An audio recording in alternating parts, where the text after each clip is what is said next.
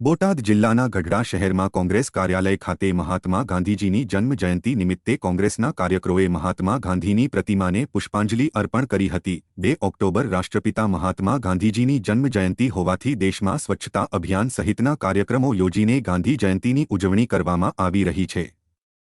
ત્યારે ગઢડા શહેર કોંગ્રેસ સમિતિ દ્વારા ગાંધીજીની પ્રતિમાને પુષ્પાંજલિ અર્પણ કરી ગાંધી જયંતિની ઉજવણી કરી હતી।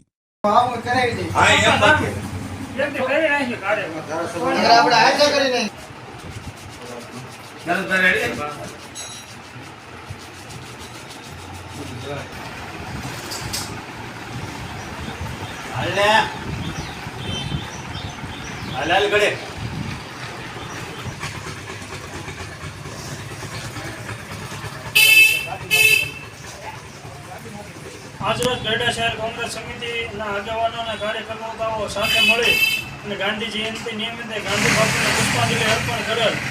અને દેશની સુખાકારી માટે અને આવનાર ચૂંટણીઓને અનુસંધાને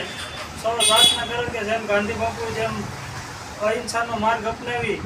અને જે દેશ માટે સુખાકારી કરે એવું જ અમારો કોંગ્રેસ પક્ષ પણ નગરપાલિકાની ચૂંટણીઓમાં અને દેશ માટે